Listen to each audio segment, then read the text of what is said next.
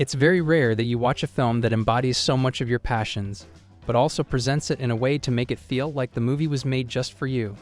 That's the exact experience I had while watching Pompo the Cinephile.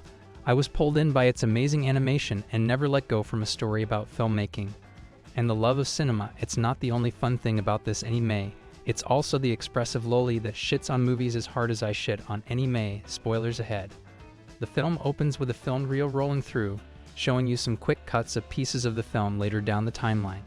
And we cut to a woman singing at the film's Oscar-equivalent award show as the opening song talks about the film industry and the world that the film takes place in Nollywood. We get character introductions like opening film credits, and this song is straight fire.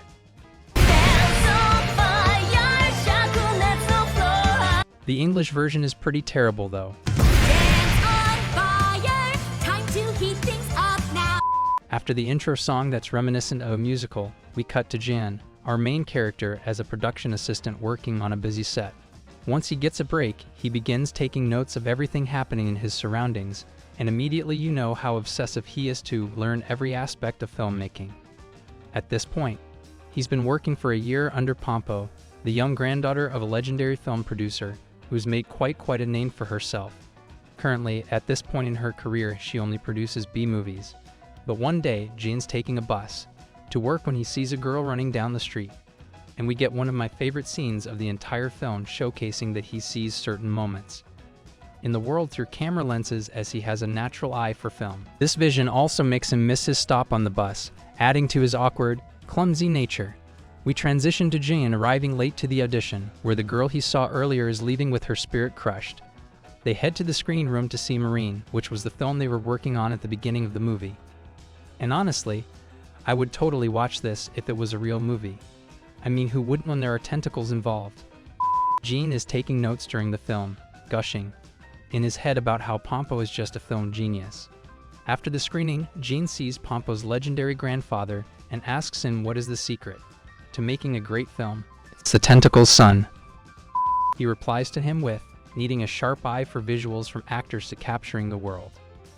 To which he asks Jean if he wants to make a movie. Jean replies in a panic that not in his wildest dreams he ever would.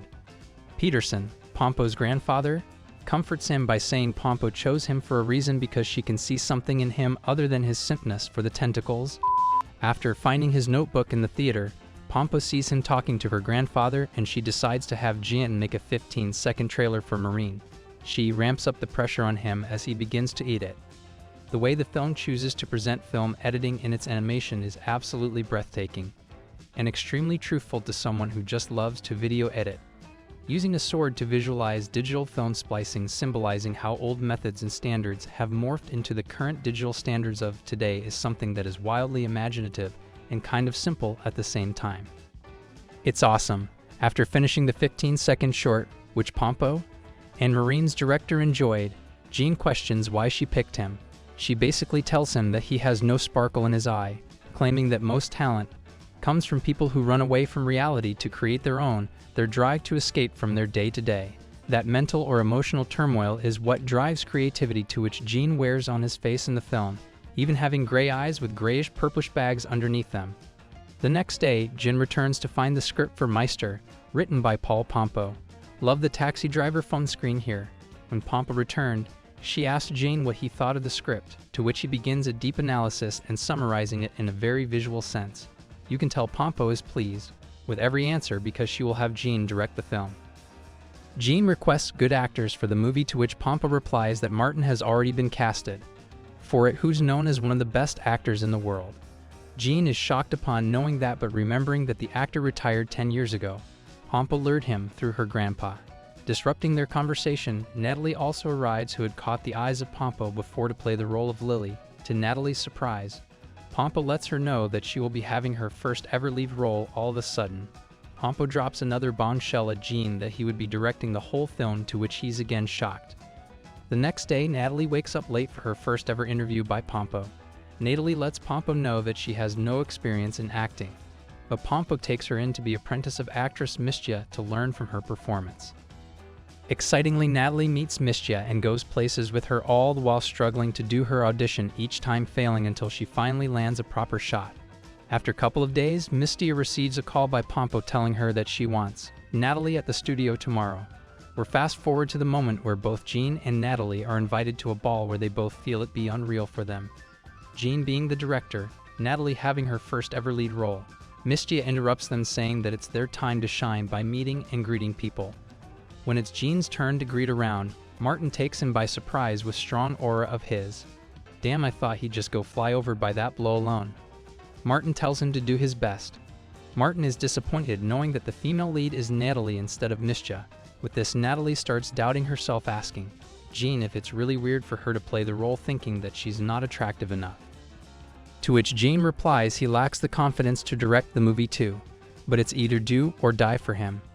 Telling Natalie he can't imagine someone else playing the role of Lily other than her, Pompo and the squad takes their flight to Switzerland to do shooting.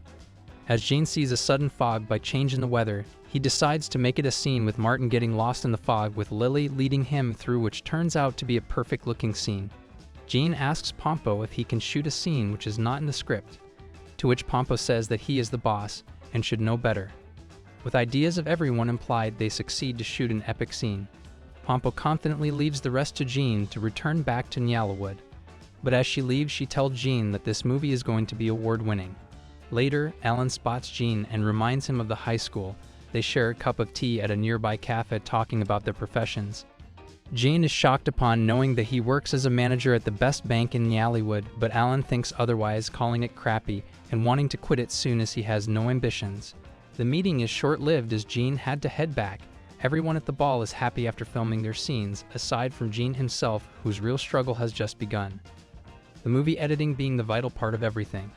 From here on out, it's just Jean finding and evaluating perfect scenes for the movie. And man, I'm not even a director, but watching this specific parts makes me want to dive into every aspect of it. With how much passion it shows for a profession. Jean struggles each day to pick perfect scenes out of 72 hours raw footage, showing Dalbert as the main character who's struggling with his career by having a bad attitude towards others. While he's gathering ideas for the next scenes, he spots Peterson, following him into a movie roll studio where he was splicing an old movie. He asks for his guidance because he feels like each scene is important and don't know which one to cut to shorten the movie. Peterson asks him if he has found himself in the movie first, and once you do, you'll know what you have to do exactly. Jean rewinds the scenes back and forth to find that specific point where he finally finds his area. Pompo finally arrives to see the movie, but is turned down by Jean as the movie is still not done. In fact, he had to redo everything from the start. Jean ends up requesting Pompo to shoot an additional scene aside from her script.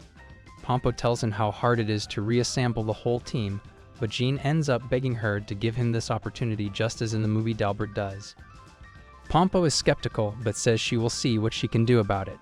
Due to movie delay because of additional scene, the sponsors decline funding further, with bank investment rejected by the same bank Alan works at. He takes the situation into his own hands, deciding to fund the movie with an 80% risk of failing. Pompo welcomes him. Alan struggles to make the bank invest, and at the moment of their leaving, Alan reveals a footage of their interview where Jean tells the reason why he wants to do it so much. Since he never had any friends or purpose, he found it through his passion to watch the movies until its end credits, inspired to make a movie himself. Just as movies saved him, he wants his movies to save others in same aspect, revealing this as finally being found in his own film, mentioning the reason why he wanted an additional lacking scene, which lead to downfall of funding. He wanted a character that everyone who watches could identify with him. Alan tries his best to convince them with how much even the live documentary of Meister showed potential. Fortunately, the bank president makes a sudden appearance, agreeing to add 10 times more funding than crowdfunding, giving the movie a chance. The team gathers to shoot the final scene. Jean has only a week to finish the movie but ends up stumbling over due to anemia from overdoing work. With same timeline as his recovery week and editing, Pompo has to choose someone else to cut last bit of the movie. Jean sneaks out of hospital to finish the movie because if he doesn't edit it, it won't be his movie. Natalie stays by his side, trusting him fully. Then we see the most epic scene of the movie where Jean is trusting himself enough to splice the movie up to perfection. I mean, the animation here is insane. The animators of Pompo the Cinephile might be feeling the same way animating this specific scene. And comes the final day, where he has added everyone's aspect to the movie, somewhat relating to everyone in some way.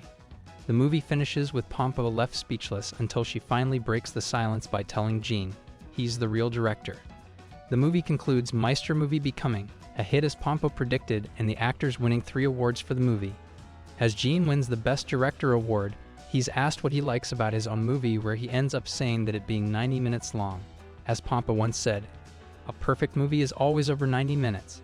And the movie ends here. Let us know what you want us to recap next, and make sure to subscribe. Sayonara.